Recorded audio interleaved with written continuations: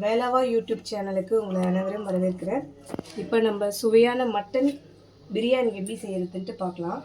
அதுக்கு ஃபஸ்ட்டு பாத்திரத்தில் தேவையான அளவு எண்ணெய் ஊற்றிக்கோங்க. ஊற்றிட்டு எண்ணெய் காஞ்சதும் அதில் 2 பிரிஞ்சி இலை போடுங்க.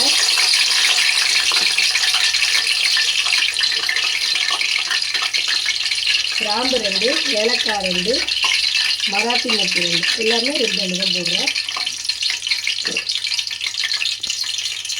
பிறகு ஒரு 3 ஆனியன் கட் பண்ணி வச்சுருக்கோம், அதையும் சேர்த்துக்கலாம்.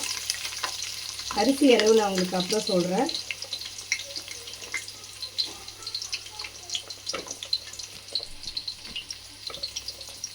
ஆனியன் சேர்த்துட்ட பிறகு பொன்னிறமாக இதை கொஞ்சம் நம்ம வதக்கிக்கலாம். ரொம்ப ஈஸியான முறையில் நம்ம மட்டன் பிரியாணி ரெடி பண்ணிடலாம்.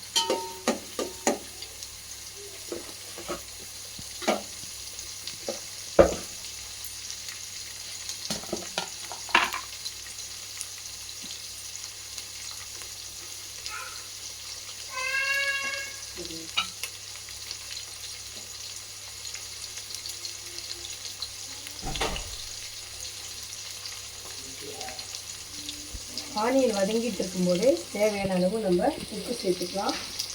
மட்டன்ன்றதுனால நம்ம முதலே மட்டனை வேக வச்சு ஒரு 3 விசில் வச்சு எடுத்து வச்சுப்போம். அப்போவும் நம்ம ஒரு பாதி அளவு உப்பு மட்டனில் சேர்த்து வேக வச்சு எடுத்துக்கணும். பாதி உப்பு தான் நான் இதில் சேர்த்துருக்கேன். வச்ச பாதி அளவு உப்பு மட்டன் வேக வைக்கும் போதே நம்ம சேர்த்துக்கணும். உங்களுடைய சுவைக்கு ஏற்ற மாதிரி உப்பினுடைய அளவு உங்களுக்கே தெரியும்.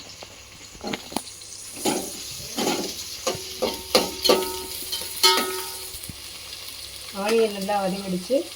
அதன் பிறகு நம்ம ஒரு 4 தக்காளி கட் பண்ணி வச்சுருக்கேன். 4 தக்காளியும் நம்ம அதில் சேர்த்துடலாம்.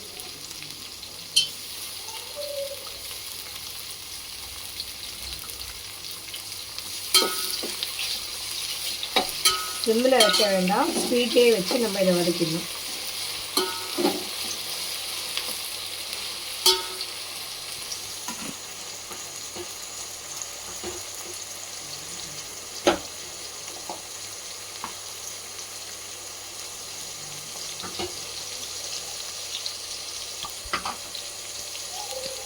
தக்காளி நல்லா வதங்கட்டும்.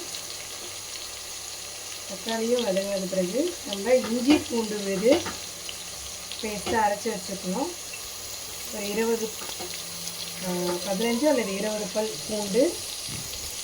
இஞ்சி நம்மளுடைய கை சைஸ் அளவு ஒரு 3 துண்டு எடுத்துக்கலாம் போதும்.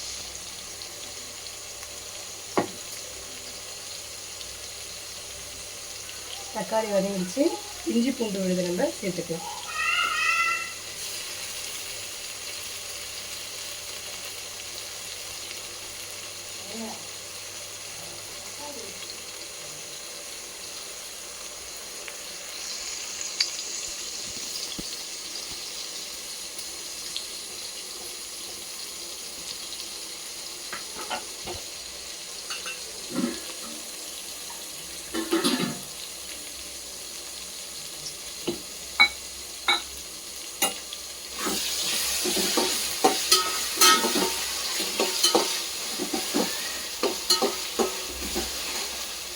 இஞ்சி பூண்டு விழுது நல்லா வதங்கிடுச்சு. அதன் பிறகு புதினாவை அலசி 2 கைப்பிடி அளவு புதினா நம்ம நல்லா அலசி வாஷ் பண்ணி கட் பண்ணி வச்சுக்கணும். அதையும் நான் சேர்த்துக்கிறேன்.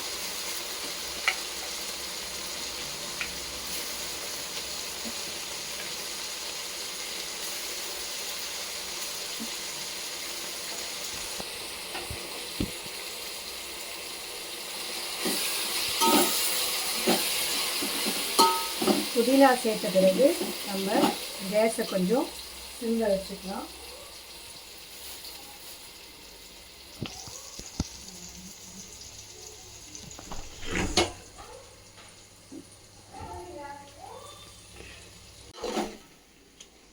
புதினா நல்லா வதங்கிடுச்சு. அதன் பிறகு பச்சை மிளகாய் ஒரு 6 சேர்த்துக்கலாம். லைட்டாக அதை கீறி வச்சுக்கோங்க. முதலே நம்ம பச்சை மிளகாய் சேர்த்து வதக்கணும்னா காரம் அதிகமாகிடும். அதனால் நம்ம வெங்காயம்லாம் வதங்கின பிறகு சேர்த்தா கரெக்டாக இருக்கும். அதுக்கு பிறகு ஒரு முக்கியமான விஷயம் என்னென்னா, பக்கத்தில் ஒரு ஸ்பெஷல் மசாலா நம்ம ரெடி பண்ணுறதுனால வச்சுருக்கேன். அது என்னென்னு பார்த்தீங்கன்னா, பட்டை, கிராம்பு, ஏலக்காய், மராத்தி மொட்டு, அன்னாச்சிப்பூ, ஒரே ஒரு இது வரைக்கும் லைட்டாக நம்ம வறுத்து வச்சுக்கணும். இந்த வறுத்ததை நம்ம பொடி பண்ணிக்கணும். இந்த பொடி தான் பிரியாணிக்கு நம்ம சேர்க்க போகிற ஸ்பெஷல் மசாலா. இதை மாதிரி தான் பாய் வீட்டில் தனியாக ஸ்பெஷலாக அரைச்சி வச்சுருந்து இந்த பொடியை சேர்க்கறதுனால தான் அவங்களுக்கு அந்த ஃப்ளேவர் கரெக்டாக வருது. நீங்களும் இதை ட்ரை பண்ணி பாருங்கள், கண்டிப்பாக ஒர்க் அவுட் ஆகும். இதை நான் லைட்டாக வறுத்துட்டேன். இதை நம்ம பொடி பண்ணிக்கலாம்.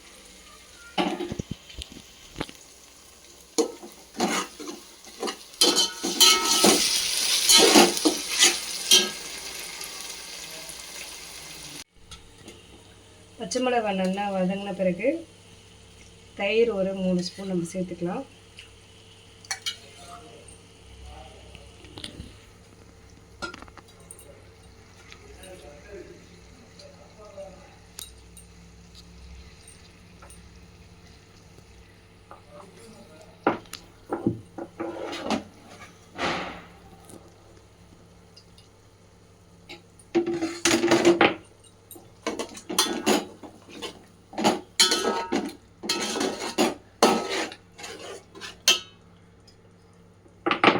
இப்போ நம்ம வறுத்து வச்சோம் இல்லையா, அதை இந்த மசாலாவை நல்லா நம்ம பொடி பண்ணிக்கலாம்.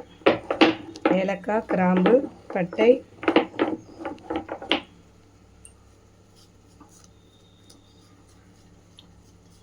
எல்லாத்தையும் பாருங்கள், மிக்சியில் போட வேண்டாம். இதை மாதிரி கல் உருண்டை போட்டு நல்லா தூளாக நசுக்கிக்கோங்க. இந்த மசாலா தான் வந்து நமக்கு பிரியாணிக்கு டேஸ்ட்டு கொடுக்க போகுது. இதுதான் வந்து பிரியாணினுடைய சீக்ரெட். நமக்கு நிறைய பேருக்கு தெரியாத ஒரு சீக்ரெட். அப்படியே போட்டுருவோம். நம்ம வறுத்து பொடி பண்ணி அதுக்கப்புறமா இந்த பொடியை இதில் சேர்த்துடலாம்.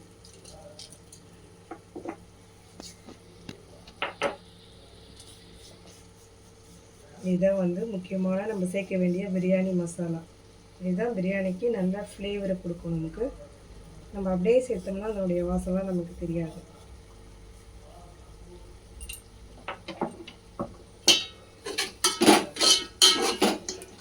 அவ்வளோதான், எல்லாமே நல்லா வதங்கிச்சு.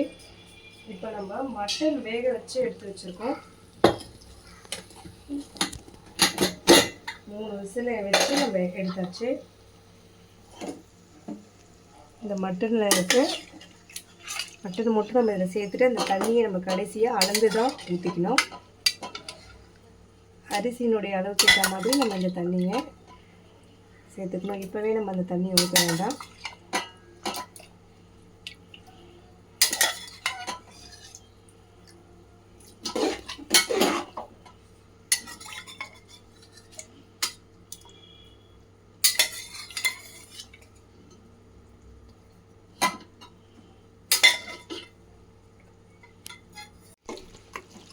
நம்ம போட்ட மட்டன் நல்லா வதங்கிடுச்சு. இதில் நம்ம காரத்துக்கு ஏற்கனவே நம்ம பச்சை மிளகாய் சேர்த்துருக்கோம். இருந்தாலும் வெறும் சில்லி பவுடர், சாம்பார் பவுடர் கிடையாது, வெறும் ரெட் சில்லி பவுடரை ஒரு 1.5 ஸ்பூன் அளவு நம்ம இதில் சேர்த்துக்கலாம். அதிகமாக சேர்க்காதீங்க, காரம் அதிகமாகிடும்.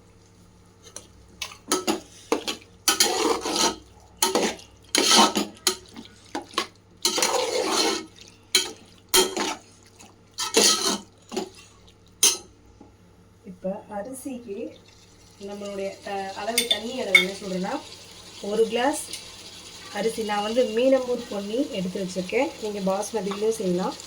மீனம்பூர் பொன்னியில் செஞ்சால் அது வேறு டேஸ்ட்டாக இருக்கும். 1 கிளாஸ் அரிசிக்கு 1.5 கிளாஸ் தண்ணி ஊற்றணும். நம்ம இது வந்து நம்ம தம் கட்டி தான் செய்ய போகிறோம். குக்கரில் நீங்கள் செஞ்சிங்கன்னா 1 கிளாஸ் அரிசிக்கு 2 கிளாஸ் தண்ணி அளவு எடுத்துக்கணும்.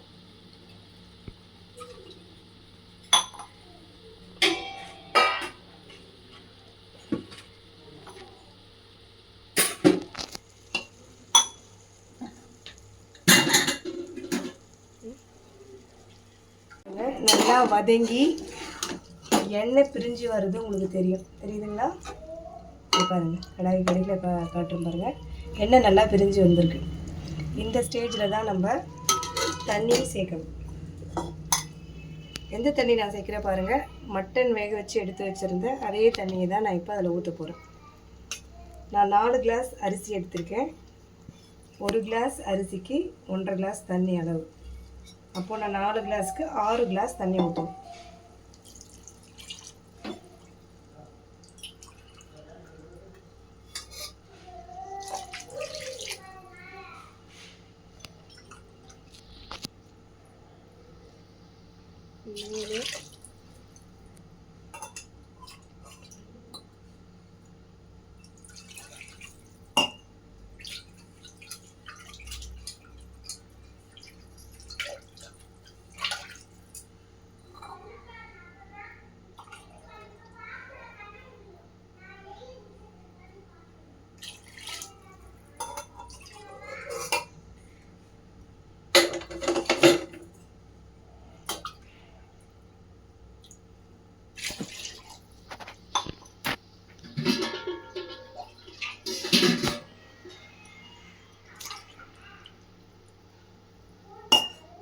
ஆறு கிளாஸ் தண்ணி நான் ஊற்றிட்டேன். இந்த 6 கிளாஸ் தண்ணியில் நம்ம இஞ்சி பூண்டு விழுது அரைச்சி வச்சுருக்கோம் இல்லைங்களா, அதையுமே நம்ம கழுவி இதில் சேர்த்துக்கலாம். அந்த தண்ணி எல்லாமே ஒரே 6 கிளாஸ் தண்ணிக்குள்ளே நீங்கள் எதை இந்த மட்டன் வேக வச்ச தண்ணியும் நம்ம மசாலா அரைச்ச போது எடுத்து வைக்கிற தண்ணியும் ஊற்றிக்கலாம். மொத்தம் நான் 4 கிளாஸ் அரிசிக்கு 6 கிளாஸ் தண்ணி ஊற்றிருக்கேன். 1 கிளாஸ் அரிசிக்கு 1.5 கிளாஸ் தண்ணி இடம். இப்போ நல்லா கொதிக்கட்டும். இது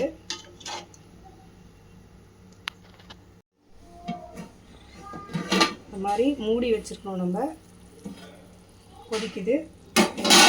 கரெக்டாக அரிசி போட வேண்டிய ஸ்டேஜ் தான். நம்ம சிம்மில் வச்சுக்கோங்க. கொதிச்ச பிறகு நான் மட்டன் பிரியாணி செய்கிறதுக்கு மீனம்பூர் பொன்னி எடுத்திருக்கேன். அது நல்லாயிருக்கும் டேஸ்ட்டுன்றதுனால.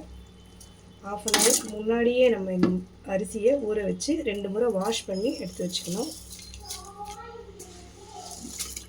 அந்த வானல் வைக்கும்போது நீங்கள் அரிசியில் தண்ணி ஊற்றினாவே போதும். பாத்திரம் வைக்க ஸ்டார்ட் பண்ணும்போது ஊற்றுனீங்கனாவே அதுக்குள்ளே அரிசி ஊறிடும். மினிமம் 1/2 அன் ஹவர் அரிசி ஊறி இருக்கணும்.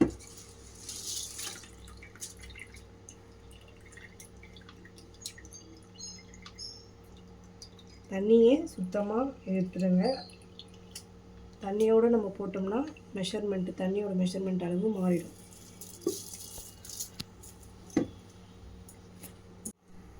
அரிசி சேர்த்த பிறகு நம்ம ஒரு முறை இதை நல்லா ஈவனாக கலந்து விட்டுடணும்.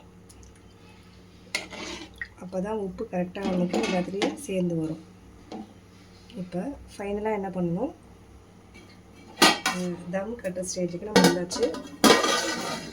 பிளேட் போட்டு மூடிட்டு அதுக்கு மேலே வெயிட்டான ஏதாவது ஒரு கல்லோ இல்லை ஏதாவது உங்கள் வீட்டில் என்ன வெயிட்டான இது இருக்கோ அதை வச்சு டம் போட்டுடலாம். இப்போ நம்ம என்ன பண்ணணும், சிம்மில் வச்சிடணும். மினிமம் ஒரு 10 மினிட்ஸ் கழித்து நம்ம இதை திறந்து பார்க்கணும். அரிசி வேகிறதுக்குள்ள நம்ம ஆனியன் பச்சடி ரெடி பண்ணிக்கலாம். ஆனியன் தோல் எடுத்துகிட்டு இதை மாதிரி கட் பண்ணி தண்ணியில் போட்டுக்கணும் ஒரு 5 மினிட்ஸ். எதுக்குன்னா நமக்கு கண் எரியாமலும் இருக்கும், அதில் இருக்கிற ஒரு கசப்பு தன்மையும் போயிடும். ஸோ இதை நல்லா வாஷ் பண்ணிக்கலாம். கட் பண்ணி தண்ணியில் போட்டு தண்ணியை எடுத்துருங்க. வாஷ் பண்ணி வச்ச கொத்தமல்லி, புதினா கொஞ்சமாக கட் பண்ணி எடுத்துக்கலாம்.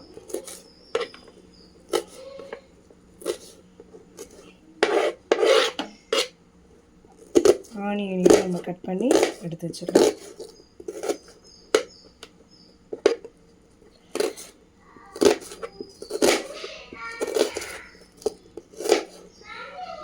இதில் நம்ம தேவையான அளவு தயிர் சேர்த்து சால்ட்டு உப்பையும் சேர்த்து ஆனியன் பச்சடி ரெடி பண்ணி வச்சுக்கலாம். அதுக்குள்ளே பிரியாணி ரெடி ஆகிடும்.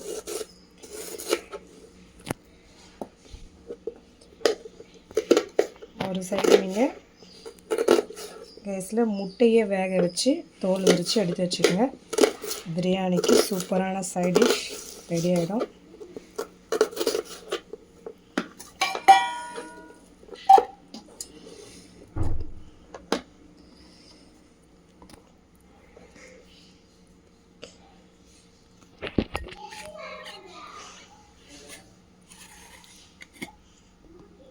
அதில் தயிர் சேர்த்துக்கலாம்.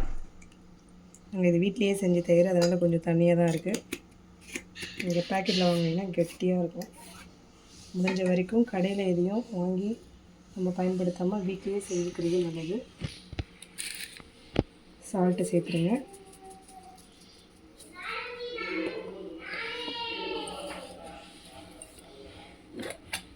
முட்டையை வேக வச்சு எடுத்து வச்சுக்கோங்க.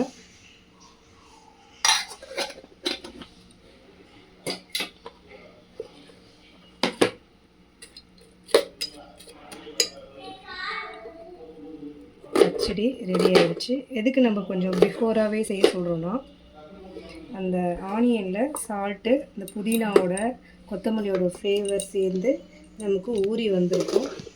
அதுக்கு தான் நம்ம பிரியாணி வெந்துட்டு இருக்கும்போதே இதை ரெடி பண்ணி வச்சிடலாம். 10 மினிட்ஸ் ஆகிடுச்சு. இப்போ நம்ம தம் கட்டின இதை எடுத்துகிட்டு வெந்திருக்கான்னு பார்க்கலாம்.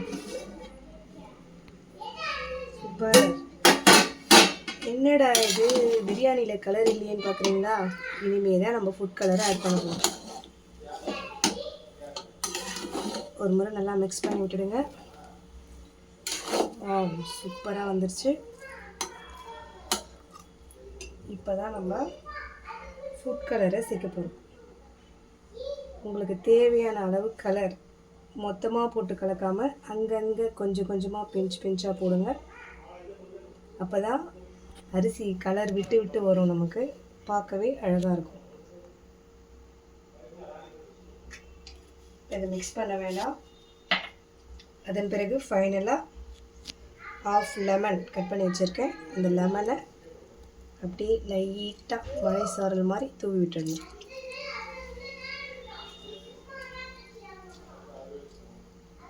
உங்களுக்கு அதில் இருக்க சீட்ஸ், லெமனில் இருக்க சீட்ஸ் விதையெல்லாம் எடுத்துகிட்டு பிழிங்க. அப்படி டைரெக்டாக உங்களால் பிழிய முடியாது, விதை விழுந்துரும்னு பயம் இருந்துச்சுன்னா, இந்த மாதிரி ஒரு சின்ன பாத்திரத்தில் நம்ம லெமனை பிழிஞ்சு விட்டுட்டு அதன் பிறகு அந்த ஜூஸை மட்டும் எடுத்து நம்ம விட்டுடலாம். விதையெல்லாம் நம்ம ஃபில்டர் ஆகிடும். அவ்வளோதான். இப்போ இதை எதுவுமே டச் பண்ணக்கூடாது. நம்ம அப்படியே மூடி வச்சிடணும். மறுபடியும்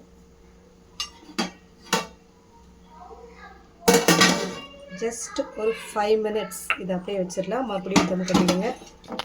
5 மினிட்ஸ் கழித்து எடுத்து பார்த்தா சுவையான மட்டன் பிரியாணி நமக்கு தயாராகிடும்.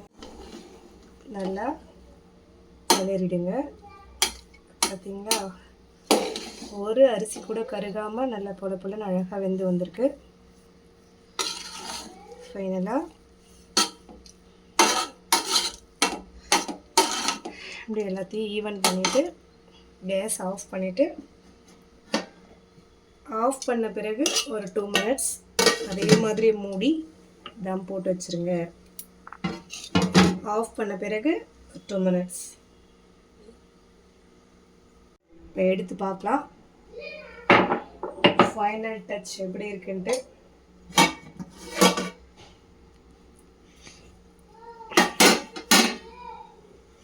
இப்போ நீங்கள் நல்லா மிக்ஸ் பண்ணிக்கோங்க.